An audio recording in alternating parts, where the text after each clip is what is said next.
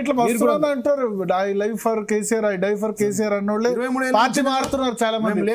ఈ 3 నెలల్లో చాలా మంది మారారు. అట్లా ఏమంటారు అంటే గైడెన్స్ లేరు, ఇంతకంటే ఎక్కువ మాట్లాడు సార్. ఇప్పుడు 23 ఏళ్ళ నేను ఒక కేసీఆర్ తో ఉన్నా. పార్టీ మారిన విషయం గురించి మీకు చెప్పా. అమ్మ పాలు దాగి అమ్ము రొమ్ము కోసేటోళ్ళు, రొమ్ము కోసిన వాళ్ళు, cheaters, father of the cheaters, తిన్న అన్నంలో ఉంచేటోళ్ళు, ఎవరైతే అవినీతి చేసిరో, అక్రమాలు చేసిరో, ఆస్తులు కూడబెట్టుకున్నారో, ఫైరవీల కోసం power brokers, we called them power brokers. Power ఉంటేనే వాళ్ళు ఉంటారు. మన బల్బు కదా, బల్బులో కరెంటు వెలిసినట్టు. రెండో అంశం, వాళ్ళు పోయినారు, వాళ్ళకి ఏం తక్కువ చేసిరండి. కడియం శ్రీహరి గారికి ఏం చేశారు? 2 సార్లు ఎమ్మెల్సీ ఇచ్చారు, ఒక డిప్యూటీ సీఎం ఇచ్చాము, ఉప ముఖ్యమంత్రి ఇచ్చాము, ఒకసారి ఎంపీ ఇచ్చాము. వాళ్ళ కూతురు రెండో టర్మ్ లో మంత్రి పదవి మళ్ళా వాళ్ళ కూతురికి ఎంపీ కూడా ప్రకటించినాం. ఓడిపోయేటప్పుడు ఇచ్చారంట. ఫైరవీల కోసమో, పైసల కోసమో, దందాల కోసమో, అక్రమాలను తప్పించుకోవడానిక చేసిన పనులు ఏమున్నాయి అవి ఇవి అంటారు కదా. మీరు కూడా మక్కల కుంభకోణం ఉంది, అది ఉంది, ఇది ఉంది అని చెప్పి అట్లాంటి ఇప్పుడు తీసుకునేటప్పుడు తెలియదు. ఇప్పుడు భరత్ గారు మీరు స్టూడియోకి రమ్మన్నారు. మీరు మంచి వాళ్ళని ఏమన్నా అమ్మే వచ్చాను స్టూడియోలో. మా గన్మెన్ లేరు, డ్రైవర్ లేరు. మీరు మీ ఇద్దరు కెమెరామెన్లు కలిసి నన్ను మర్డర్ చేస్తే నేనేం చేయాలి?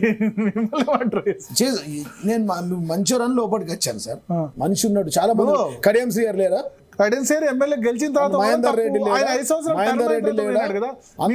గెలిచే సిచ్యువేషన్ లేనప్పుడు 5 సంవత్సరాలు ఖాళీగా రాజకీయాలు ఎట్లా ఉంటారు? మేమేమంటాం, డిప్యూటీ సీఎం చేసిన ఆయన ఓడండి, 2 సార్లు మంత్రి చేసిన ఆయన ఓడండి. పవర్ ఎక్కడ ఉంటే అక్కడ పవర్ బ్రోకర్స్. ఆయన టీడీపీలో మంత్రి, మళ్ళీ మా దాంట్లో డిప్యూటీ సీఎం, మా దాంట్లో ఎంపీ పోయిండు. మహేందర్ రెడ్డి గారు మా దాంట్లో 2 సార్లు ఎంపీ, మినిస్టర్. ఆయన రోహిత్ రెడ్డిని ఎందుకు తీసుకున్నారు? ఎవరు రోహిత్ రెడ్డిని పార్టీలో తీసుకున్నారు? మేమేమంటారు, కాంగ్రెస్ నుంచి ఆ రోజు ప్రజాస్వామ్యబద్ధంగా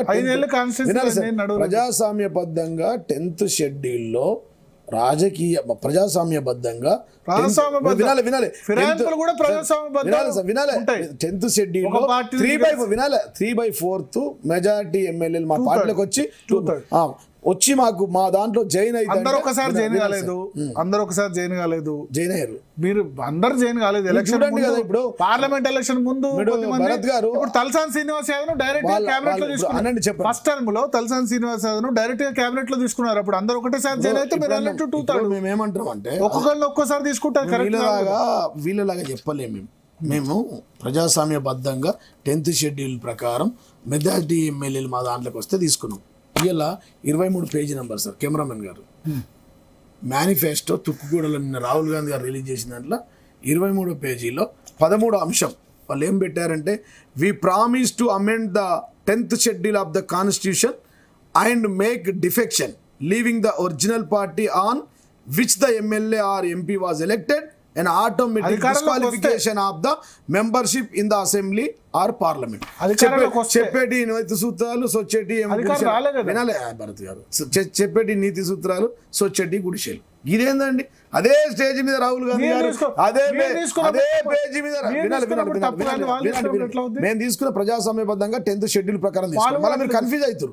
వీళ్ళు అదే మేనిఫెస్టోలో 23 పేజీలో 13 అంశంలో చేర్చి అదే స్టేజ్ మీద తెల్లం వెంకట్రావు గారు తీసుకుంటారు, రంజిత్ రెడ్డి గారు ఉంటారు, కడియం శ్రీ గారు ఉంటారు, కడియం కావ్య గారు ఉంటారు, అదే దాంట్లో దానం నాగేందర్ గారు ఉంటారు, అదే దాంట్లో